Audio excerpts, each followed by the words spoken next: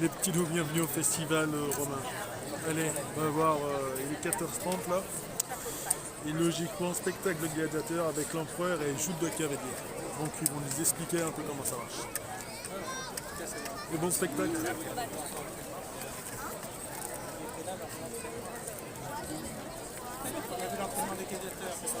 C'est gratuit aujourd'hui et jusqu'à demain. Et l'avantage, c'est que le musée aussi est gratuit. Donc si vous venez juste pour ces 2 jours, il y a l'aventure Lego dans le musée gallo-romain. Aujourd'hui et demain, venez vous faire plaisir. On a le temps qu'ils cherchent un petit peu leur truc et s'installent. Allez, je vous retrouve.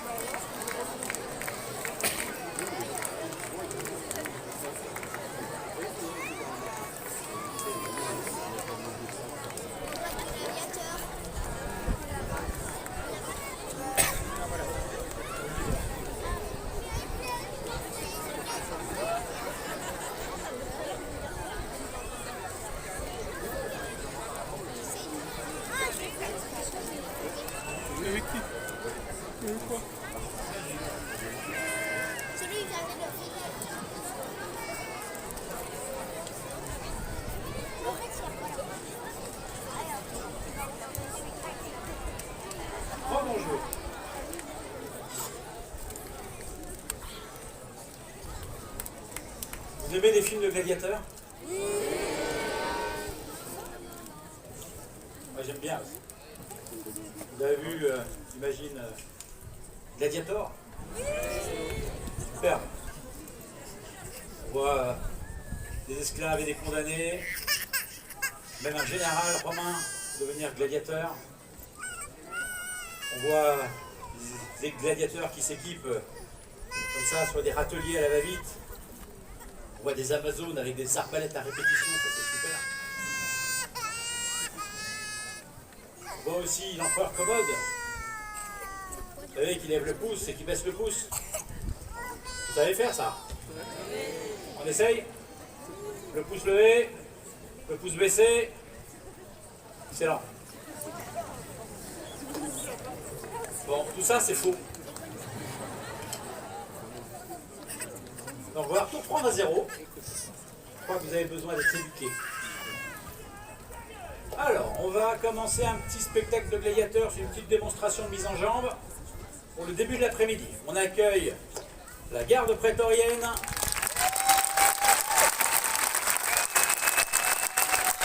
Et les gladiateurs.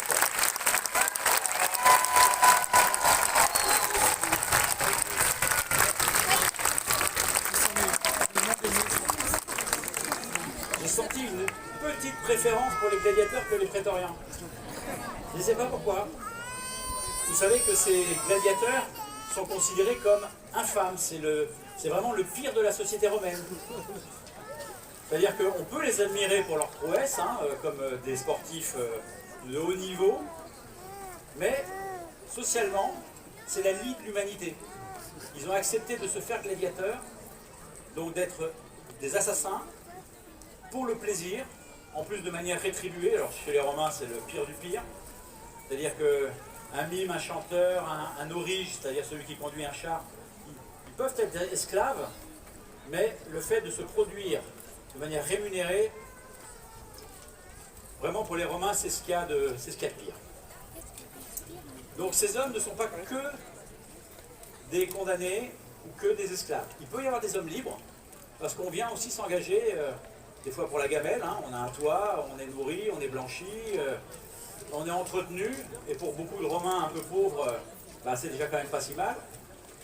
Et puis, deuxième chose, c'est qu'on peut aussi trouver des gens qui sont issus des ordres dominants de la société romaine, c'est-à-dire des sénateurs ou des chevaliers qui vont s'engager le temps d'un combat ou pour plusieurs combats et qui vont se faire gladiateurs. Alors là, gros scandale, évidemment l'État regarde ça d'un très mauvais œil, mais avec une dispense, c'est possible. Et ces gens-là ne deviendront pas infâmes comme les autres, ils vont retrouver leur virginité à la sortie de l'arène. Pourquoi pas? Ça, c'est quand même toujours un petit peu la préférence, histoire de ne pas entacher les ordres dominants de Rome. Alors, ce que vous avez vu là pour commencer, ça s'appelle une pompa. La pompa, c'est le défilé inaugural de tout spectacle. Hein. Dans les courses de chars, on fait ça. Bon, et pour les combats de gladiateurs, on fait aussi une pompa. Donc vous aviez des soldats qui portaient un espèce de brancard avec l'effigie d'Auguste, du dieu Auguste, divinisé à sa mort. Donc tout geste, tout spectacle dans la Rome antique se fait sous le regard des dieux.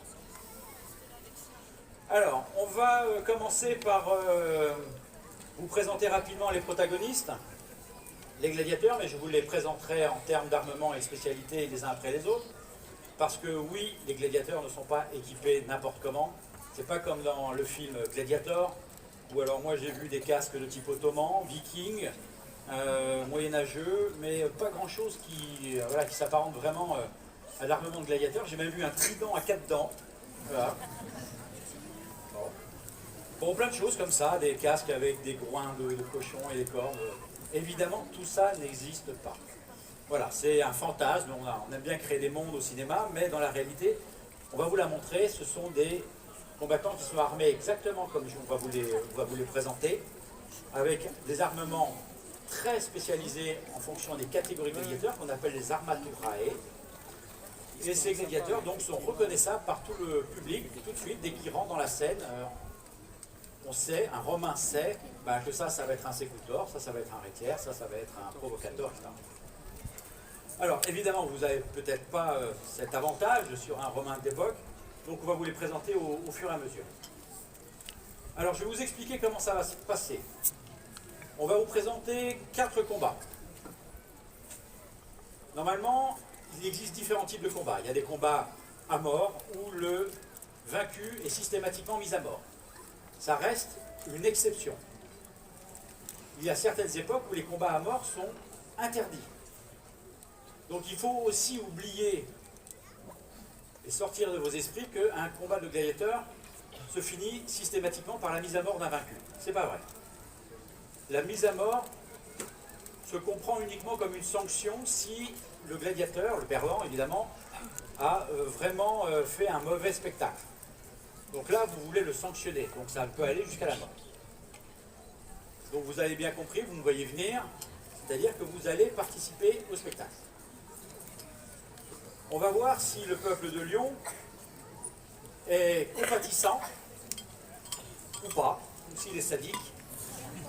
On verra si vous valez les grands anciens. Donc on va imaginer 2 cas de figure. Le spectacle s'est déroulé comme vous voulez.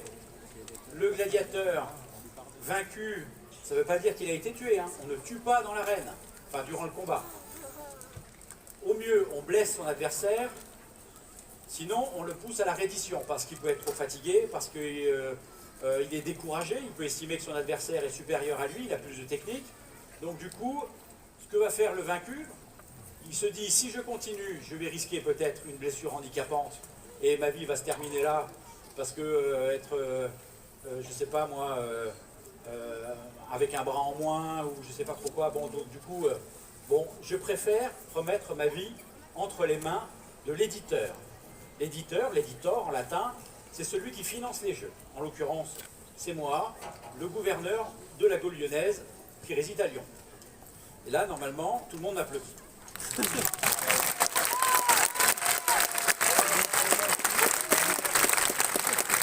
Voilà. J'ai quand même dépensé des centaines de milliers de sesterces pour vous organiser un spectacle de gladiateurs, et là, personne ne mouffe. Moi, je trouve ça scandaleux.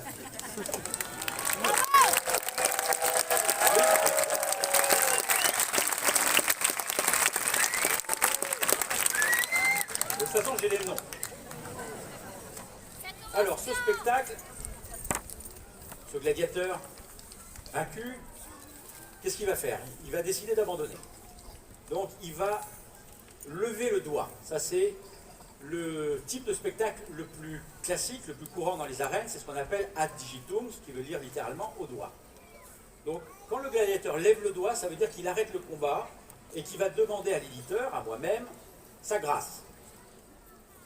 C'est-à-dire, est-ce que j'ai estimé qu'il combatte, enfin qu'il a bien combattu ou qu'il a mal combattu? Et de là peut en découler une sentence de mort ou pas. Il faut savoir que si je le rends vivant à son laniste, le laniste c'est le propriétaire de l'école où je l'ai loué. Donc lui, évidemment, il est plutôt partant pour récupérer son gladiateur parce qu'il va s'en resservir pour d'autres spectacles, voilà. Mais en ce faisant, moi, je montre aussi que je suis un peu pingre si je le gracie. Alors que si j'accepte une mise à mort, ça va me coûter plus cher parce qu'il va falloir que je rachète un cadavre et pas juste quelqu'un de blessé, par exemple, ou découragé. Donc, je vais payer le prix fort si je le mets à mort, alors que si je le rends vivant, ça va être juste un prix de location. Vous voyez? C'est du business en fait. Donc, je peux être tenté, pour vous satisfaire uniquement, parce que j'ai vraiment le souci de votre bien-être, de gracier, de mettre à mort ces gladiateurs. Mais ce que je vais faire en fait, c'est parce que comme je suis un gouverneur de Lyon très très gentil, je vais vous demander à vous de vous prononcer. D'accord? Donc, premier cas de figure, le gladiateur vous a plu, il a bien combattu, il a échoué, il s'est avoué vaincu, il a levé la main. Donc vous allez lever la main aussi, paume ouverte, comme ça. Faites, s'il vous plaît. Quel pouvoir j'ai sur la plèbe. Donc vous levez la main et là vous allez crier « Mitez », ce qui veut dire qu'il reparte. Envoyez-le. Mitez. Envoyez-le. Mission ou Mitez? Non, vous êtes au moins à 70 000 là-dedans. Et j'ai trouvé ça vraiment très mauvais. Alors on recommence. Mitez. Voilà. Deuxième cas de figure, là, il ne vous a pas plu. Il a mal combattu, vous estimez que sa prestation était médiocre. Donc vous allez là pointer la main vers le gladiateur qui est à genoux, ou debout, ou à terre, j'en sais rien, avec le pouce là un peu menaçant, comme ça. C'est ça le pouce, tourné vers. C'est pas ça ou ça, c'est ça. Et là vous allez crier Yugula. Yugula. Allez, pas mal, on recommence. Yugula. Ça veut dire égorge-le. Ça part bien. Alors, messieurs, on va demander à la première paire de s'avancer. On va demander aux autres de se mettre en coulisses, si vous voulez bien.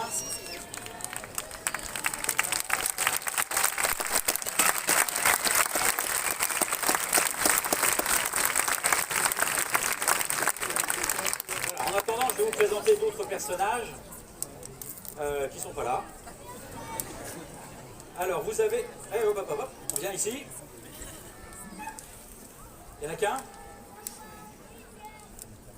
Voilà, donc ces personnages en blanc avec la tunique rayée de couleurs, de bandes de couleurs, ce sont les arbitres. On applaudit les arbitres.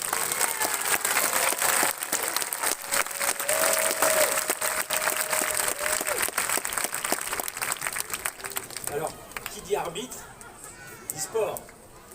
Donc vous n'allez pas assister à une vulgaire boucherie où tous les coups sont permis, c'est-à-dire qu'il y a des techniques qui sont éprouvées. Encore une fois, parenthèse, on revient au XXIe siècle, tous les combats que vous allez voir ont été reconstitués d'après nos recherches. Le maniement des armes, la forme des armes induit une certaine escrime, et donc c'est ce que vous allez voir. Donc les combats ne sont pas du tout chorégraphiés, on ne connaît pas l'issue, et les équipements, les gestes, les techniques de combat, les arbitres, le personnel d'arène aussi, ce sont les petites mains qui portent des pancartes qu'on va vous présenter après. Tout ça est fidèlement reconstitué d'après l'archéologie, d'après l'histoire.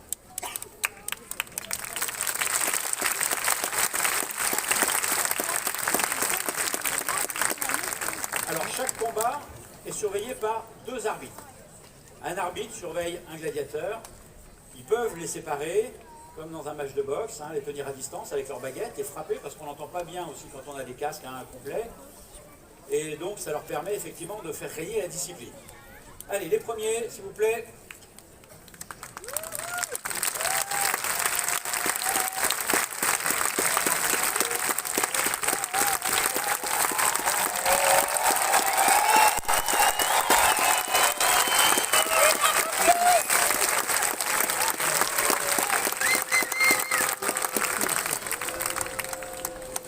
Alors je viens de vous dire que, évidemment tout ça est très réglementé, on connaît une quinzaine de catégories de gladiateurs, donc on n'invente rien en cours de route. Ces 15 catégories sous l'Empire, au début de l'Empire romain, existent, elles sont bien identifiées avec un armement bien défini. Ici je vous présente donc une paire de provocatores.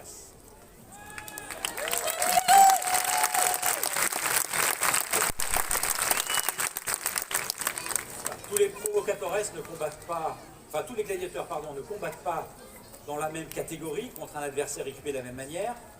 En l'occurrence, les provocatores, si. Alors les provocatores, ça vient du verbe latin provocare, ça veut dire effectivement provoquer mais en duel. Donc ont une escrime assez offensive. Donc ils ont un bouclier d'une taille moyenne, plus petit que ceux des légionnaires que vous avez vus ce matin, si vous étiez là.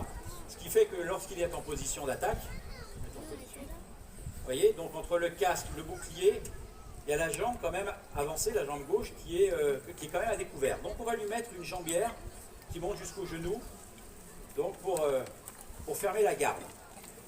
On va se servir du bouclier aussi comme une arme offensive, c'est-à-dire en frappant l'adversaire avec les tranches du bouclier ou avec la partie métallique au centre qu'on appelle l'umbo.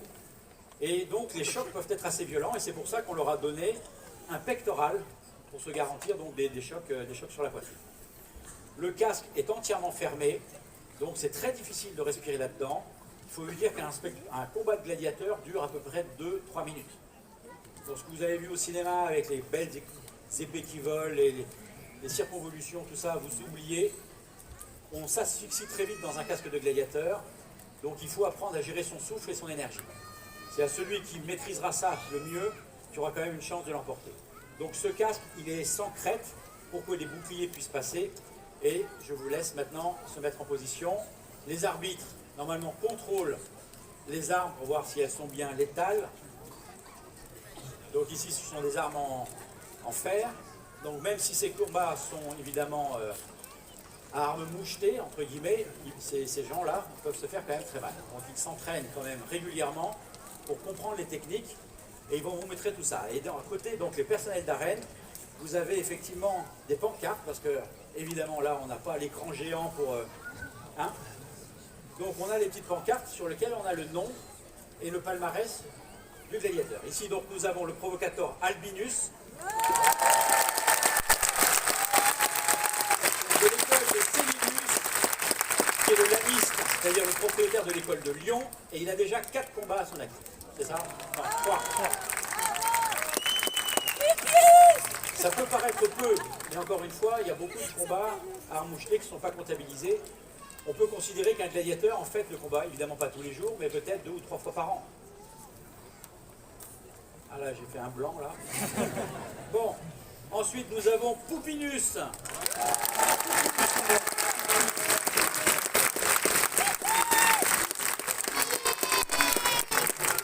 Bon, lui, il est de l'école de Tolosa de Toulouse.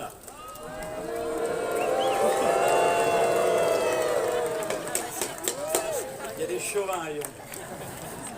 Ça va les gaunes? Bon, Pupius n'a pas de palmarès, peut-être qu'il va s'en faire un aujourd'hui. Monsieur, personnel d'arène, il a une pancarte sur laquelle il est écrit Pugnate, ce qui veut dire combattez. Pugnate. Allez, on les encourage.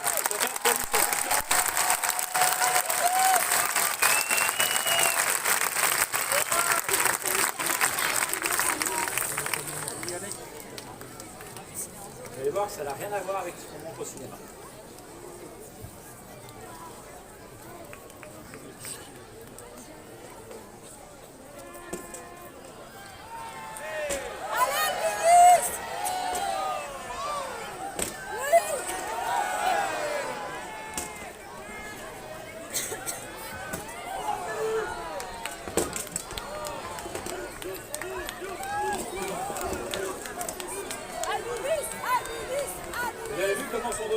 en fait, on essaye de passer avec l'épée par-dessus le bouclier pour toucher. Il faut contourner le bouclier. Donc souvent, les blessures sont données derrière l'épaule.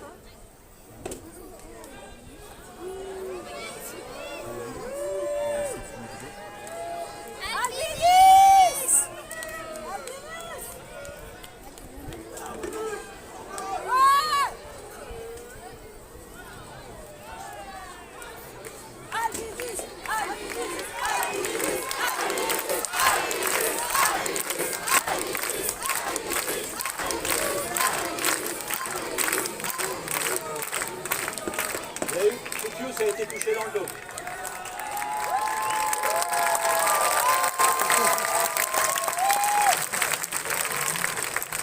Alors à l'époque, c'est évidemment facile de savoir s'ils sont blessés.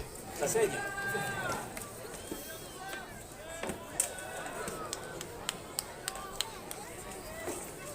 Ah. Il a juste enlevé une omoplate.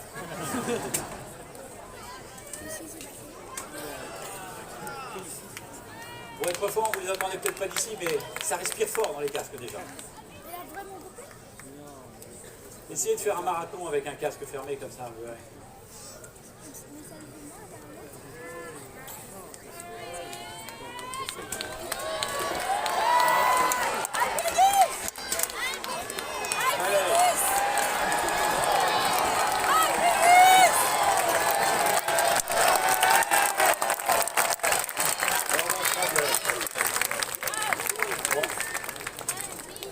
Albinus a été touché de face, mais Fukius 3 ou 4 fois dans le dos. Donc là, il n'a plus de dos en fait. Donc tous les moments sont bienvenus. Arrête. Donc je pense que l'un des deux va s'avouer vaincu.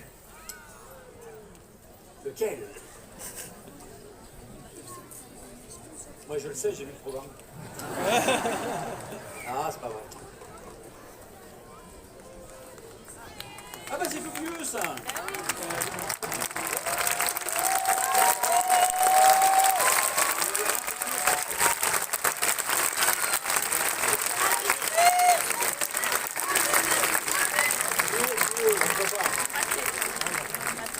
Donc Fukius demande sa grâce. Il estime quand même avoir pas démérité. Moi je ne me prononce pas. Je suis un homme politique. Que décide le peuple? Est-il pour Mité ou Yugula?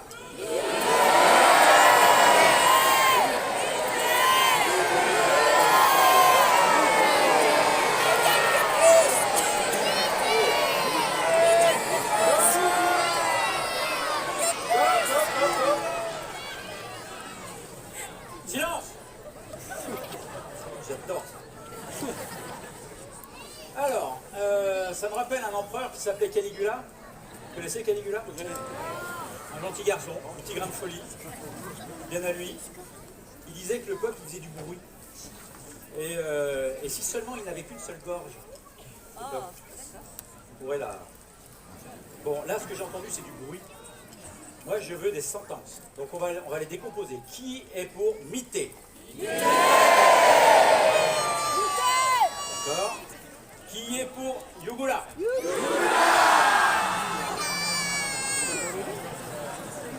On la refait une dernière fois parce que je ne suis pas très sûr. Mité? Yugula? Ah, ça sera Mité.